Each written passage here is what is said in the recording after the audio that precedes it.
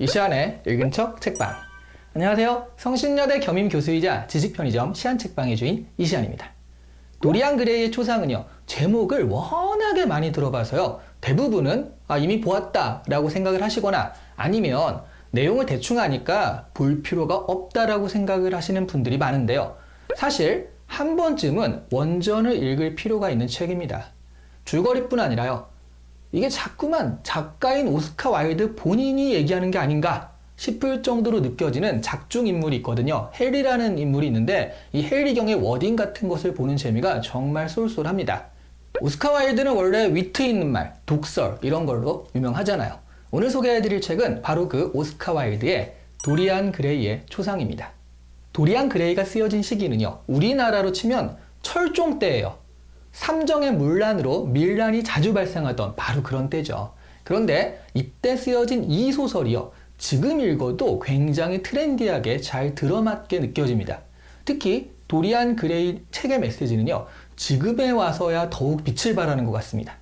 시대를 초월해 사랑받는 고전들은 인간의 본질적인 부분에 대한 이야기다 보니까 아무리 시간이 흘러도요, 결코 낡거나 엉뚱한 것으로 느껴지지 않는 거죠. 도리안 그레이 초상의 줄거리는 많이들 아실 거예요. 화가인 바질 홀워드가 청년인 도리안 그레이의 초상화를 그려주게 되는데요. 그 그림을 본 도리안이요, 초상화만 늙고 나는 늙지 않았으면 좋겠다 라고 혼잣말을 해요. 그런데 그 소원이 이루어지는 겁니다. 이건 마치요, 8, 90년대 영화 보면 이상한 기계나 구슬 같은 것에 혼잣말로 소원을 비는데 그게 갑자기 이루어지는 그런 이야기들 많았잖아요. 그런 느낌이 많이 들거든요. 갑자기 어린아이가 어른이 되는 톰 행크스 주연의 빅 같은 영화도 있었고요. 아빠가 거짓말을 못하게 되는 그런 소원을 빌었더니 실제로 아빠가 거짓말을 못하게 되는 짐 캐리 주연의 라이어 라이어 같은 영화들도 있었죠. 심지어 크리스마스면 늘 찾아오는 바로 그 영화 있죠. 나홀로 집에도요, 케빈이 가족들이 다 사라졌으면 좋겠어 라고 혼잣말을 하는데 그것이 이루어지면서 시작되는 이야기입니다. 도리안의 소원은요, 현실이 되어서 시간이 지나도 청년의 모습 그대로 있고요, 초상화만 늙어가게 됩니다.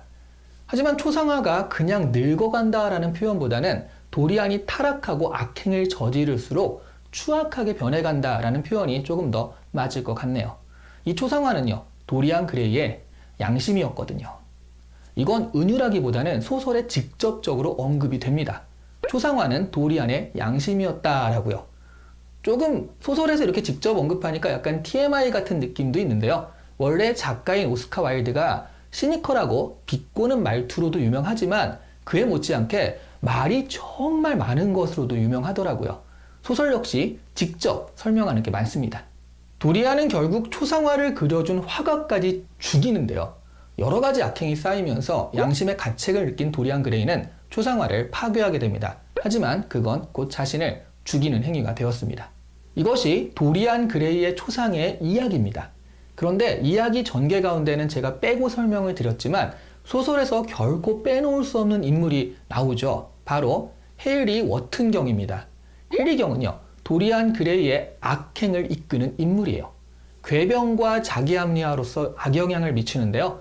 해리경의 말이 곧 오스카 와일드의 독설인 겁니다. 원래 오스카 와일드는 위트 있는 독설로 유명하잖아요.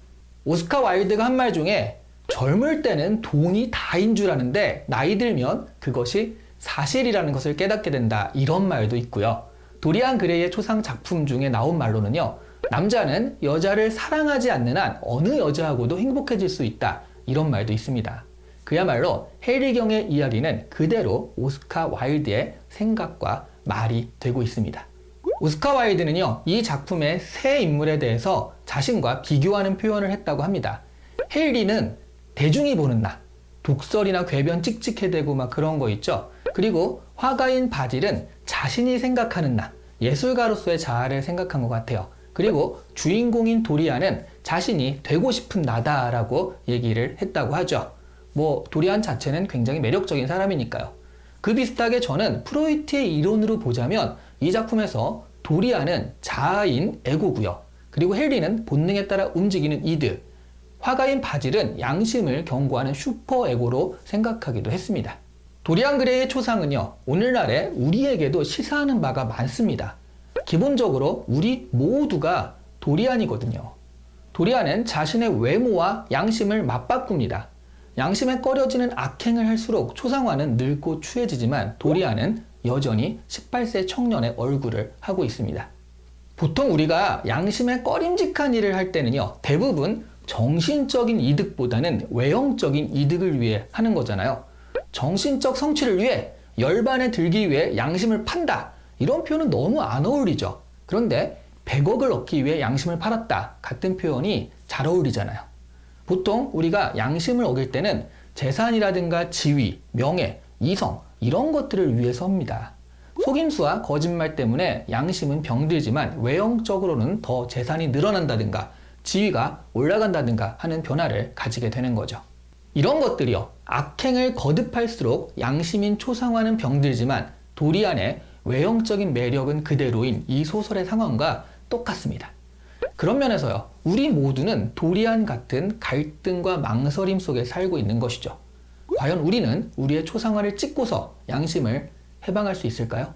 그게 쉬운 일이면요, 이 소설이 몇백 년을 살아남은 소설로 우리 곁에 남아있지는 않을 겁니다. 그것이 너무나 어려운 일이기 때문에 우리는 이렇게 문학작품으로 대리만족하며 공감하는 것일지도 모르겠습니다. 오늘 이 시간에 읽은 척 책방은 오스카 와일드의 도리안 그레이의 초상이었습니다. 좋아요와 구독은 매우 양심적인 행위입니다. 이걸 누르면요, 여러분 자체도 그렇고요, 여러분의 초상화도 모두 젊어지실 거예요. 딱히 근거는 없습니다. 감사합니다.